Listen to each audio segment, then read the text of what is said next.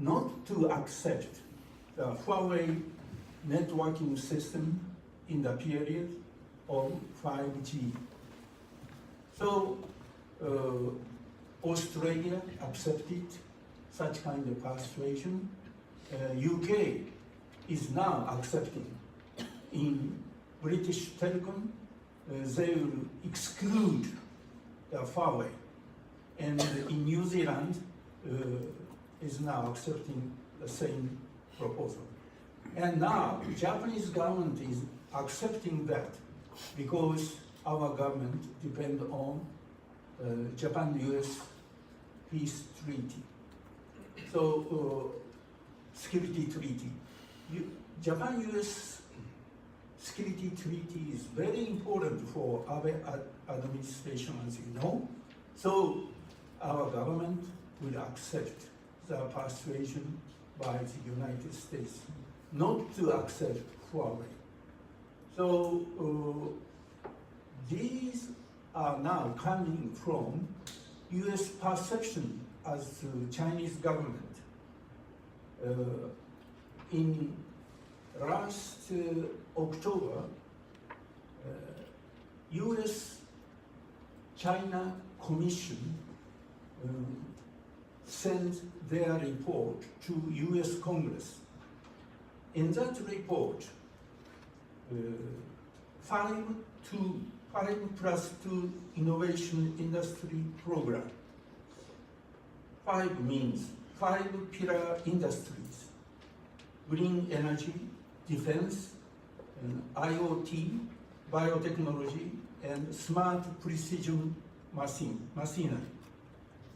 2 means 2 auxiliary sectors: high-value agriculture and circular economy.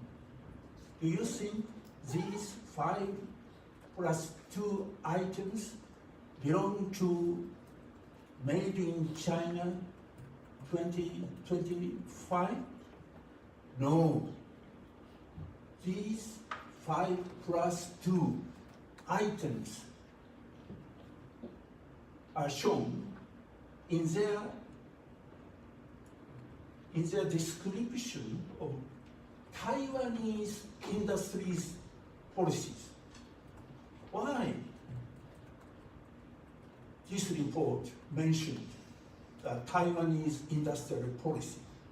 Because this report is now analyzing the Taiwanese industries in order to make separate that from mainland China. So in the case of Hong Kong, this report mentioned like this: we will not be able to separate Hong Kong and mainland China as to our export of dual-use technologies. So in 1997, Hong Kong returned to China. At that time, in the Department of Foreign Affairs in the United States, China, of course, they have a lot of China export. About half learned Mandarin, and another half learned Cantonese, because in that period, around in 1997, return of Hong Kong to mainland means, in sometimes, Hong Kongization of China. So integration of the market means market discipline, rule of law, esteem of human rights. Such kind of Hong Kongization of Chinese society may be realized. Such kind of concept existed, but now situation changed very rapidly. And under Xi Jinping regimes, US government is against the intention of Chinese government and the Communist Party. So they are afraid the Made in China 2025. So because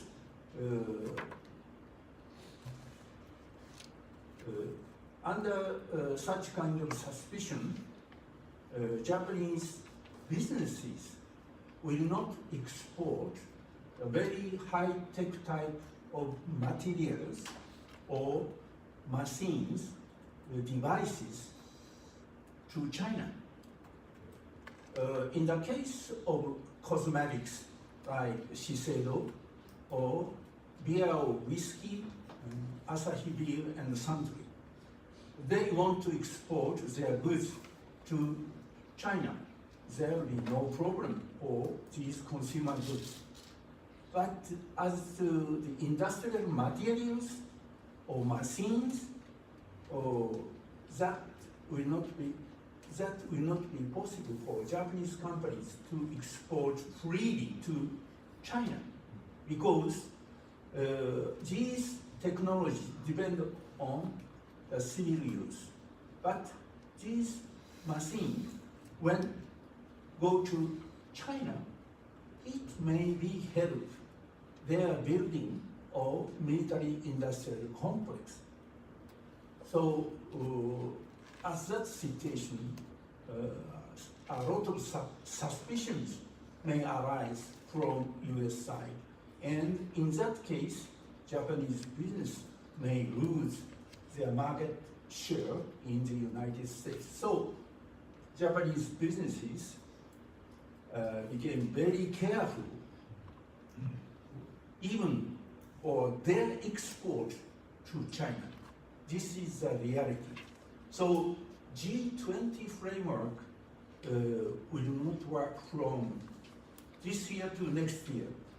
John mentioned Abe-san's theme on G20.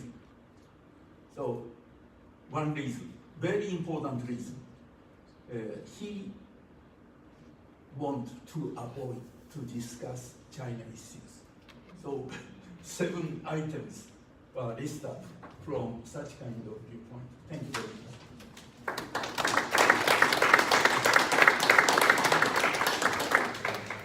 Okay, and to conclude this panel with John Locke.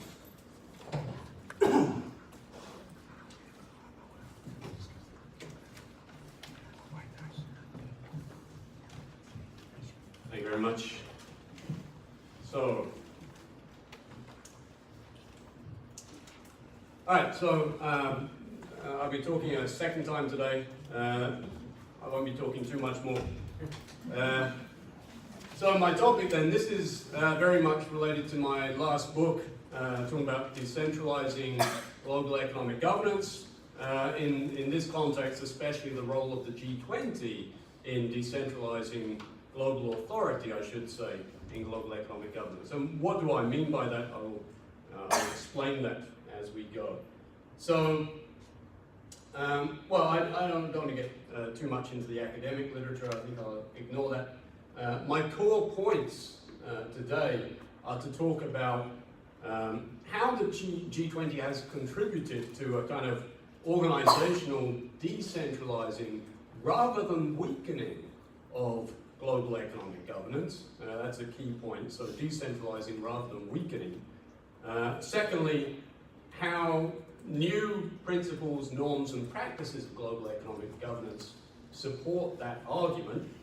And thirdly, how the shifting global economic architecture has been increased by 3, in particular in my last book, I focus on what I call 3 dimensions of authority. Of course, we might talk about others, but I focused in particular on political, strategic, and cognitive authority effects of the global financial crisis in particular, and I'll explain what I mean by those. And to conclude, basically I note that the G20's contribution to decentralizing global economic governance authority has expanded and enhanced global economic governance, especially considering recent issues, problems, uncertainties related to the transatlantic context of politics in both Europe and North America. And indeed, we could even mention, of course, current changes underway in other parts of the world, including Brazil most recently. So my core argument, one core argument, is about the organizational decentralizing rather than weakening. So in organizational terms then, I argue that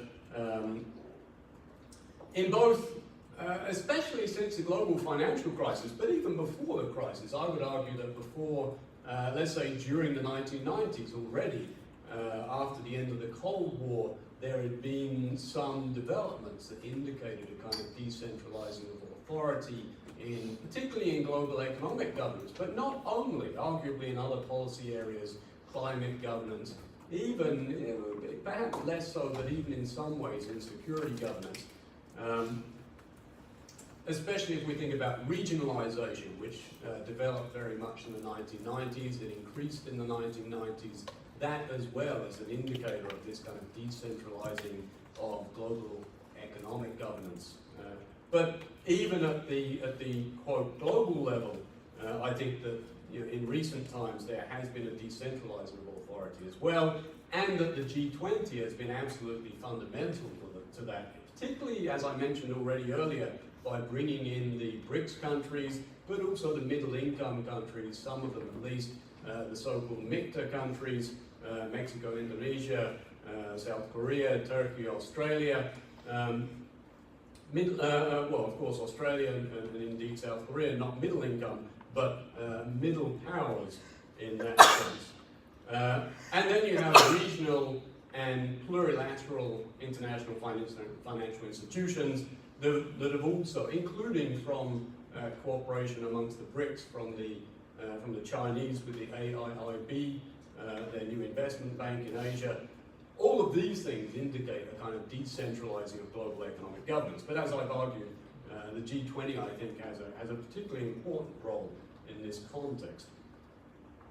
Even I should note that, of course, organizationally speaking, one impact of the global financial crisis was with the switch to the G20, all of the G20 member countries were integrated into the Basel Committee for Banking Supervision, the Financial Stability Board, and of course within the G20 itself, and therefore having more of a kind of institutionalized role as well as the informal G20 context.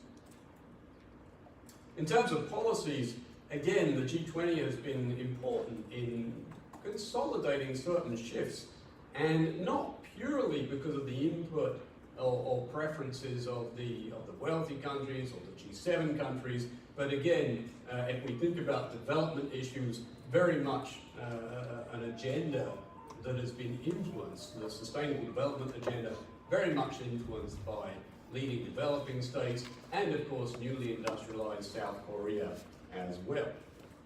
But also in other ways, so normatively we can look at things like the shift from deregulation and market efficiency, the kind of buzz phrases of the 1990s and the early 2000s, to a more, a focus on what might be called a more sustainable or inclusive approach to growth, economic growth, but also to managing the economy.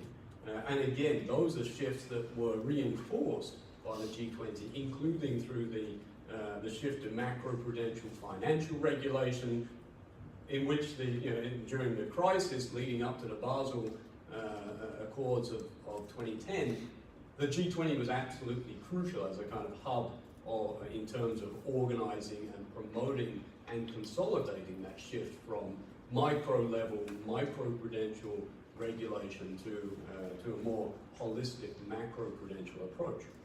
And that's not a small thing. That was an extremely significant shift, even philosophically, beyond purely policy practices.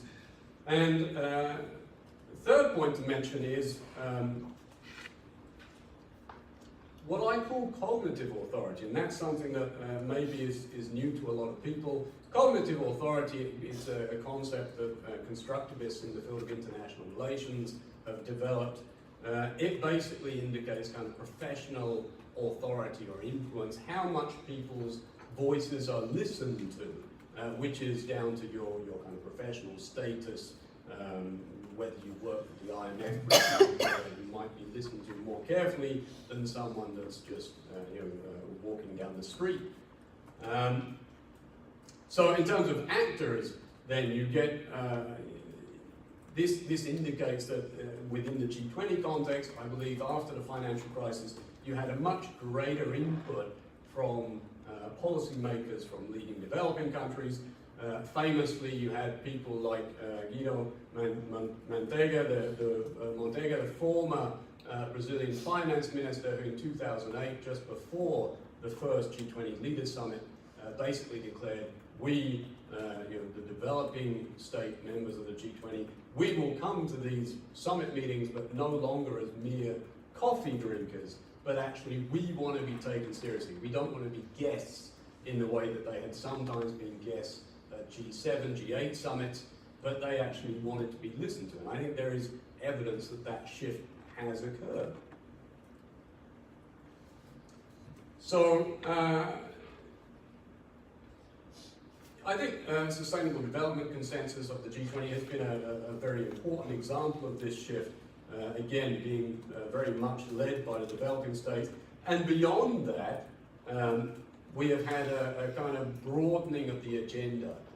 And that very much was at the instigation of the non-G7 members of the G20. So again, the BRICS, the MICTA, Argentina, Saudi Arabia, that some of those countries at least wanted to expand the agenda of the G20. And as was mentioned earlier by Melissa in the first session questions, that in a sense, yes, there is this perception that each new presidency adds an issue to the agenda. And indeed, I've interviewed Sherpas, current G20 Sherpas, and former G20 Sherpas, and certainly there is that. I've heard Sherpas basically saying that point, and it is generally perceived that every year the agenda kind of builds up. Now, some people think that's a problem. I don't think it's necessarily a problem, because in a sense, you don't have necessarily the same people dealing with more issues, but by broadening the agenda, you actually end up with more people engaged on those broader issues. So I think in terms of capacities, there's not necessarily a contradiction or a weakening of global governance in that sense. Well, I'm going to skip a little bit, I don't want to take too long.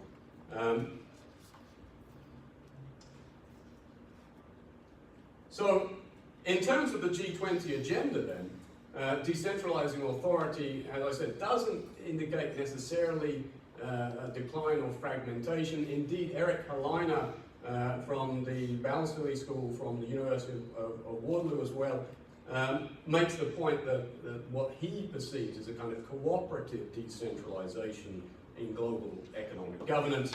And that means that even if we talk about the BRICS projects, the contingent reserve arrangement, the New Development Bank, or the Shanghai Initiative, multilateralization, a lot of these projects have been tied to cooperation or agreements that are in place with the IMF in terms of lending facilities. So even this idea that China somehow is challenging the West, a lot of China's and the BRICS work has been in terms of basically cooperation with the IMF. There has been, I would say, a kind of crisis of confidence in terms of the leadership of global economic governance. Again, I think